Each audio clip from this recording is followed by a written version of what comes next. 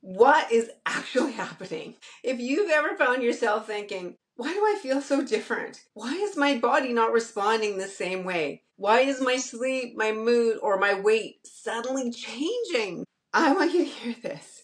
You're not crazy. You're not doing all the things wrong. And this is not just aging.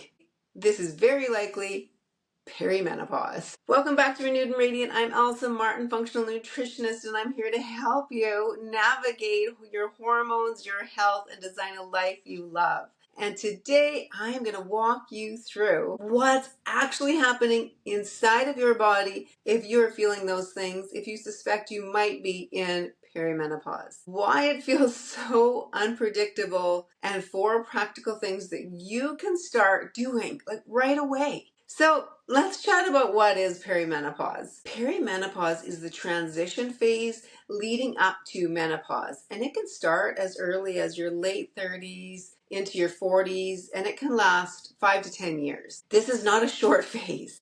And during this time, your hormones are declining, but not just declining, they're fluctuating. And that's the key difference between perimenopause and menopause. So let's break this down. Progesterone drops at first, and progesterone is your calming hormone. It helps with sleep. It helps relieve anxiety. It helps you feeling grounded. And it is the first hormone to start to decline. So what happens? Well, you start to feel more anxious. Maybe you notice that you're just a bit more on edge these days, less able to handle stress. And your estrogen, well, it becomes unpredictable. Progesterone drops and estrogen can go up and down. And this creates mood swings, breast tenderness, bloating, which is often a lot of people don't recognize that as being part of the hormones, but it is. Irritability. And because estrogen impacts serotonin, it directly affects your mood and your emotional stability. And then what else happens is your brain chemistry changes. Hormones influence, like I said, serotonin, which is the mood hormone, dopamine, which is the motivation, the feel-good hormone, and GABA gives you that sense of calm. So when your hormones fluctuate like this, your brain chemistry becomes less stable, which is why you feel more emotional. You feel less motivated and more anxious. And then to add to this, cortisol becomes more sensitive. As progesterone drops, you lose your natural buffer to stress because it's your calming hormone. So now stress hits harder. You feel more overwhelmed. Your nervous system is more reactive. And we know cortisol is the stress hormone. Not only that, but your metabolism shifts. This is the part that most women notice first, which is the weight gain, especially in the midsection. So even if you're eating the same, doing the same workouts, your body begins to respond differently because of all the hormone changes. Here is why you probably recognized this phase can be so frustrating, because it doesn't happen just all at once and we just notice it. You might have a few good days and then suddenly feel off again, and then you're feeling okay, and it fluctuates like that. So you start questioning, well, is this just stress, or is it something I'm eating? What am I doing wrong? And the answer is, honestly, probably nothing. Your body is just in transition. And this is where testing becomes so powerful, because guessing in this phase, it's not a good idea.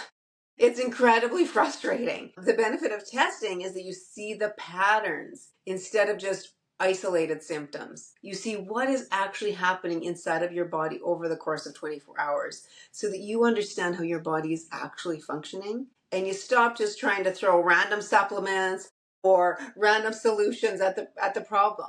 It actually allows you to answer, what does my body specifically need right now, instead of what worked for somebody else? What's this person doing? What's this influencer saying? Because knowing what your body actually needs is where real progress happens. So what can we do to bring this all into action? Well, number one, I want to encourage you to eat to support your hormones. This is foundational, and this may be a shift in your mindset We want to focus on protein at every meal, healthy fats, and then of course fiber. You may have for so many years focused on what you can do to lose weight or how you can eat less, all of those things, but that's not going to help you in this time of life. You need to avoid skipping meals. Avoid at all costs any extreme dieting. Your body needs stability with whole real food, not stress. Number 2 is to prioritize sleep like it matters. Because it does. Things like creating a simple routine, dimming the lights at night, no screens before bed, taking magnesium glycinate before you go to bed. Sleep is where your body rests. I get it, you're busy, you got lots going on, but you need to protect your sleep because it's so important. Another thing you can do is walk daily, especially after meals. What this does is it helps balance out your blood sugar, it helps bring down that cortisol, the stress hormone, and it helps improve your mood. Even just 10 minutes makes such a big difference, and you will notice if you do it what a difference it makes. Number 4, reduce your nervous system overload. I get it. At this phase in your life, you may have a busy job, you may have teenagers, you may have small children, you may have it all going on. That's why taking care of yourself is so important. By prioritizing what you're eating, prioritizing your sleep, your movement, and then also reduce your nervous system overload. Okay, this doesn't need more intensity. What you need is more regulation. So we got to focus on slowing down our pace. I mean, I'm laughing as I say this because I know what it's like to be in that phase of life. I was there, and slowing down my nervous system was not on my radar at all. But that turned into a lot of issues, for health issues for me. So I'm trying to help you so that you can go into this and navigate this time in a better place. So start with slowing down your pace intentionally. Creating quiet time just for you. You're worth it. You can do it. Make it a priority. And limiting constant stimulation, that screens constantly in front of us. Your body needs signals of safety. And if you're in this phase, I want to remind you, your body needs signals of safety. Doing these things, the protein, the movement, the sleep, the regulating your nervous system, the magnesium glycinate, it's going to help you navigate this time in a much better place, mentally, emotionally, and physically.